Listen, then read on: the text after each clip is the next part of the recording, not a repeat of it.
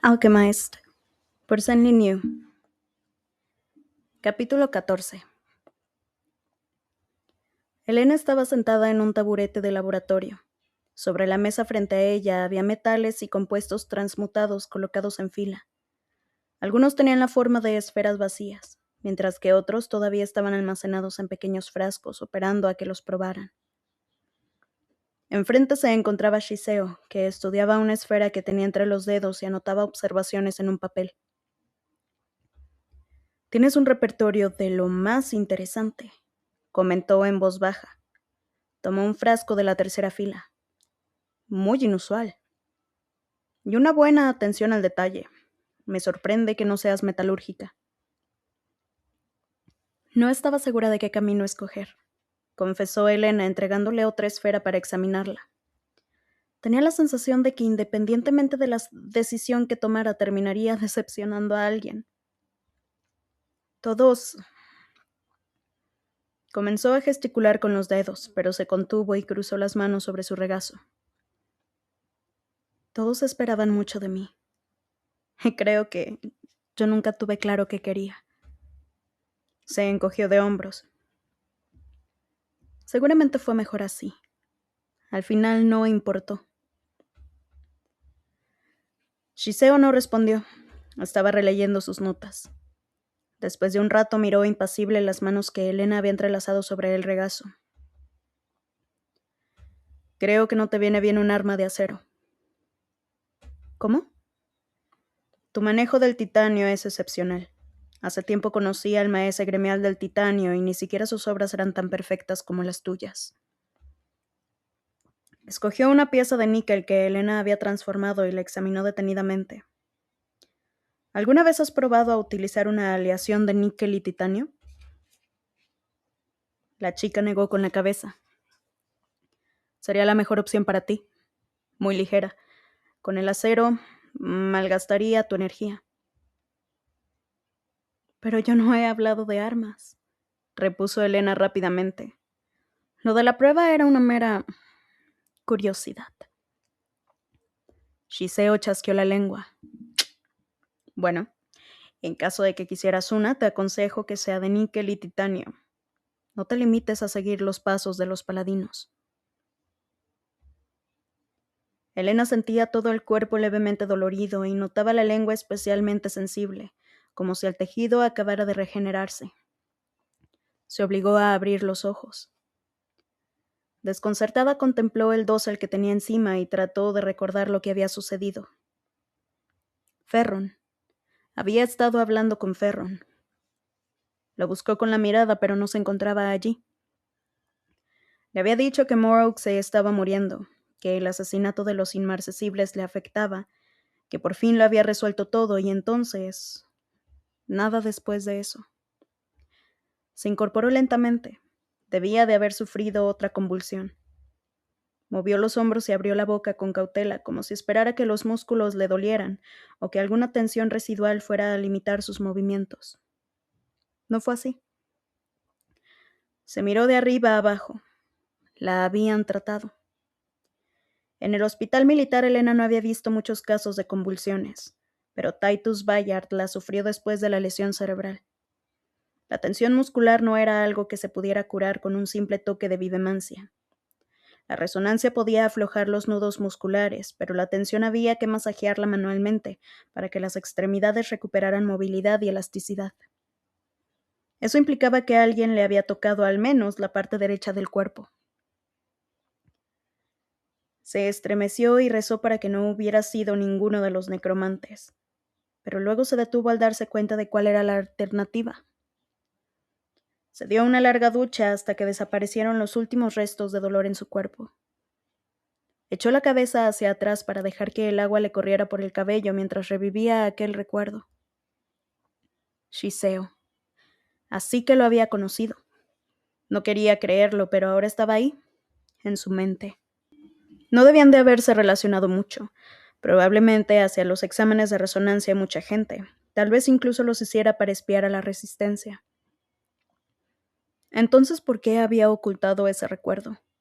Le fascinaba lo mucho que abarcaba la pérdida de su memoria. ¿Por qué los inmarcesibles confiaban en Shiseo si habían trabajado y vivido entre la resistencia durante toda la guerra? Muchos paladinos habían sido asesinados o encarcelados por menos, pero a él lo habían enviado al extranjero. No tenía sentido. Después de su fundación, Palladia recibió extranjeros de todo el mundo. Los Holdfast querían que la academia se convirtiera en la capital alquímica del mundo, donde los alquimistas de todas partes pudieran reunirse para compartir sus técnicas y métodos. Pero Palladia no tardó en olvidarse de ese sueño. Sobre todo, una vez que la academia alcanzó su máxima capacidad y el sentimiento de acogida empezó a agriarse. Tras la muerte del principado Apolo, cuando comenzó a hablarse de guerra, el padre de Helena quiso regresar al sur. Para él aquella lucha no era la suya, y su responsabilidad se limitaba a mantenerla a salvo. Sin embargo, Helena ya le había prometido a Luke que se quedaría, así que su padre decidió hacerlo también por ella. Y murió por su culpa. Inhaló con angustia y trazó con los dedos el contorno de la cicatriz que tenía en la garganta mientras salía de la ducha. Cuando se quitó la toalla, se sintió paralizada al verse en el espejo. Desde que mejoraron las comidas había evitado mirar su reflejo. Odiaba los cambios que veía en él, como si la versión que conocía de sí misma se hubiera desvanecido. En sus recuerdos era una joven demacrada por el estrés, la piel hundida por la falta de luz solar, el cabello casi negro recogido cuidadosamente en 2 trenzas apretadas enroscadas en la nuca, huesuda y de extremidades delgadas, los ojos grandes y oscuros, pero con fuego en la mirada. Cuando llegó a Punta Férreo aún quedaba algo de esa chica.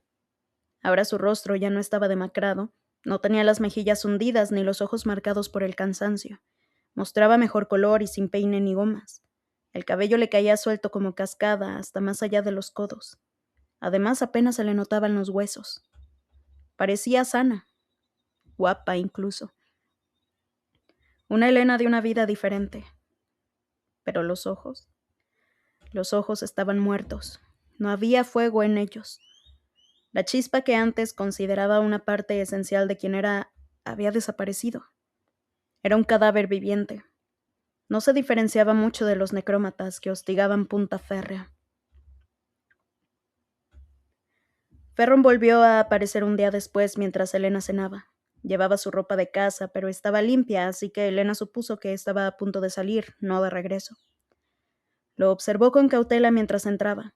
Sin el abrigo y las capas que solía usar, se le notaba mucho más delgado. Cuando se acercó, Helena lo miró con los ojos entrecerrados. La ropa que vestía era gris obscura para camuflarse en las sombras de la ciudad, pero en algunos puntos había destellos metálicos. Los más obvios se encontraban en los antebrazos, el pecho y las piernas. Una armadura reforzada. Por eso no había podido apuñalarlo. Ferron se detuvo delante de ella, impasible, con las manos cruzadas detrás de la espalda. ¿Qué te hizo darte cuenta? Las puntas del tenedor chirriaron sobre el plato. ¿Darme cuenta? ¿De que Morrow se está muriendo o de que ha estado creando inmarcesibles para asegurarse una extraña fuente de poder? Ferron sonrió.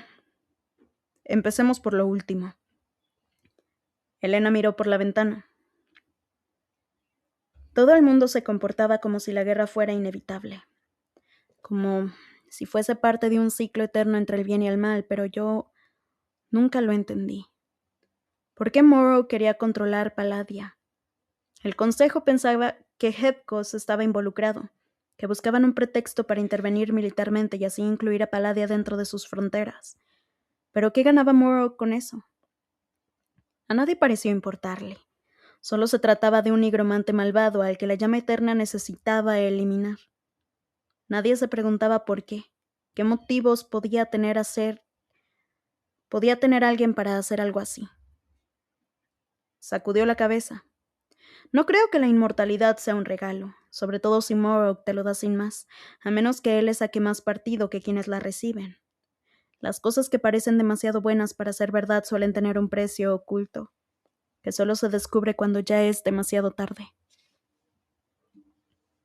Ferron no dijo nada. ¿Tengo razón?, preguntó Helena. La expresión y la postura de su captor no delataban nada. ¿Acaso importa? La chica apartó la mirada.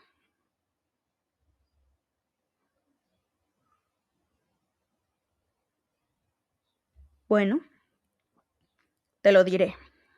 Si tú me dices que acabó siendo demasiado bueno para ser verdad para ti.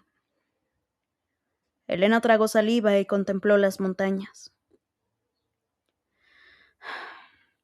Paladia. Respiró hondo y lo miró. ¿Y bien? Ferron clavó los ojos en ella, unos ojos que relucían con cierto atisbo de satisfacción. Sí, se está muriendo.